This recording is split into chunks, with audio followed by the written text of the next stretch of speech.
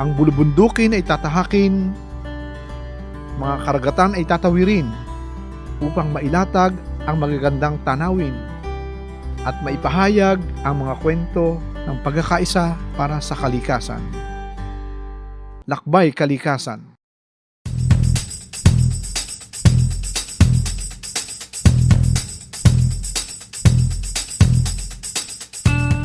Bilang pakikiisa sa selebrasyon ng Araw ni Manuel L. Quezon, aming ibabahagi sa inyo ang ganda ng 2 munisipyo ng Bundok Peninsula sa lalawigan ng Quezon. Una naming nilakbay ang munisipyo ng San Andres kung saan matatagpuan ang Barangay Alibihaban.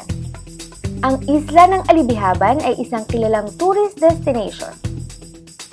Ngunit alam ba ninyo na isa ito sa mga importanteng protected area sa lalawigan?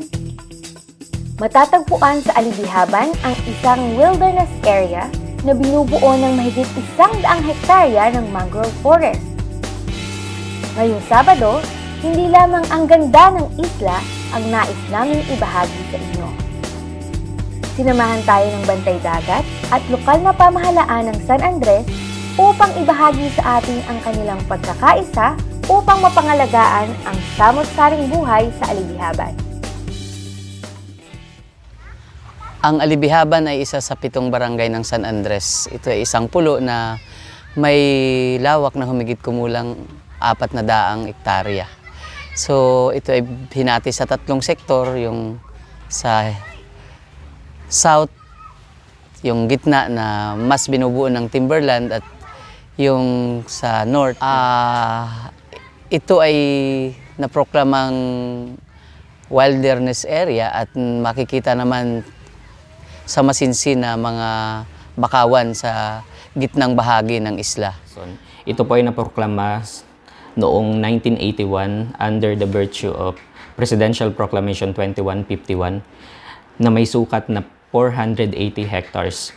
Ang Alibihaban po ay kilala bilang isang mas gandang protected area sapagkat dito po makikita ang iba't ibang flora and fauna, kagaya po ng mga bakawan o iba't ibang uri po ng bakawan kagaya ng bantigi, rhizopora, nandyan po yung mga malatangal, busain. Bukod po doon, ang Alibihaban po ay kilala din bilang isang tahanan ng tabon bird po.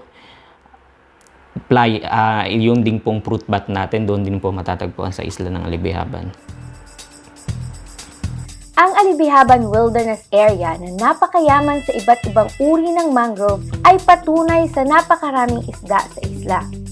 Kaya naman patuloy ang sama-samang inisyatibo ng DENR, lokal na pamahalaan at komunidad ng Alibihaban upang mapangalagaan ang kanilang fish sanctuary. Patungkol po sa Alibihaban Fish Sanctuary, ang lokal na pamahalaan po ay nakikiisa sa pagpaplano po para maprotektahan po ng maayos ang ating resources dito sa ating Alibihaban Fish Sanctuary. Kagaya po ng ngayong taon po ay nagkameron po ng deklarasyon o legal na basehan para po sa ating Fish Sanctuary.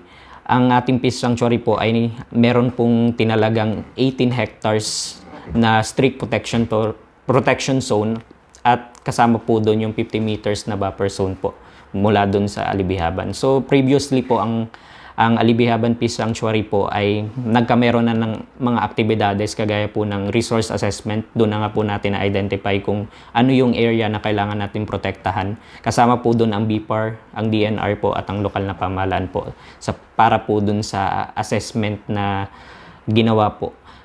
Gayon din po, nagkameron din po ng installation ng mga boya para po mas madaling makita kung saan po talaga yung lugar na kailangan na hindi na dapat po muna pasukin sapagkat po ay ito po ay pinangangalagaan para po mas madami pa pong produksyon ng isda ang ating pong makuha sa susunod pang taon po.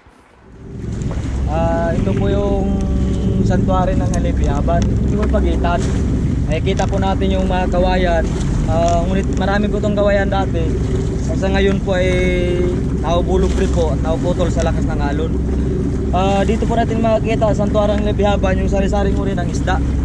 May kilawan po, nimo, pipilis, karo pangaraw mas bis kan po ayaw. Amin mismong nasaksihan ang napakadaming isda sa isla. Talaga namang naglalangoy ang mga ito kasama namin. Hindi katakatakang pangingisda ang pangunahing ikinabubuhay ng mga taga rito. Ngunit, paano nga ba pinangangalagaan hindi lamang ang mga yamang dagat na matatagpuan sa isla, kundi pati ang mga bakawan na tirahan ng mga ito? Nagsimula po yung Bantay Dagat na maging aktibo nung umupo po si Mayor Bani kasi at ang kauna-unahan pong bumubuo niyan ay mula po sa pamahalaan ng bayan ng San Andres at ang mga barangay official po ng mga barangay na po. At naging aktibo po kami kasi yung mga tao pong hindi gumagamit ng illegal fishing, yun po ang lapit kay Mayor Bani na yun po ay masugpo yung mga illegal fishing na yun. Kaya kami po ay nagro-roving sa araw at para yung mga magdidinamita po ay aming mahuli. At sa gabi naman po, yung mga kompresor. At yung kompresor po, sa gabi po talaga yan nag-ooperate. Sa ngayon po ma'am, kami po ay nagkakaroon po ng monthly pag-meeting po para mabigyan namin ng impormasyon ng aming mga community para mapanatili po namin ang kalinisan ng aming barangay bilang isang wilderness area. Sa pamamagitan po ng aming gawain, kami po ay nagkakaroon po ng monthly clean-up drive sa aming coastal po. At bukod po doon ay mayroon din po akong weekly sa aking mga appointee para din po sa paglilinis po namin para mapatili po namin ang kalinisan ng aming barangay. Ako po ay naglaan po ng kaukulang pundo sa aking iski para magkaroon po sila ng mangrove rehabilitation po. Sila ay magkakaroon ng pagtatanim po sa panahon po ng taniman ng ating mangrove po para mapanatili po natin ang ating mangrove area po. Amin pong itinas din po ang mga ibang civil society po, kasama din po ang community at ang halos lahat po ng taong barangay ay hinihikayat po namin silang makipagtulungan. Mayroon din po kami samahan po ng mangingisda po, mayroon po doon sa pangtawid pang pamilya po, sila po ay madalas ko pong gamitin, lalong-lalo na po sa paglilinis. At sa panahon po ng pagtatanim ng bakhaw, sila po din po ay nakatas din po na kasama namin pagtatanim. Kahanga-hanga ang mga ipinatutupad na patakaran para mapanatili ang masiglang kalikasan sa isla. Ngayon, ating alamin kung ano ang mga estratehiya ng lokal na pamahalaan upang maprotektahan ang alibihaban sa patuloy na pagdagsa ng mga turista.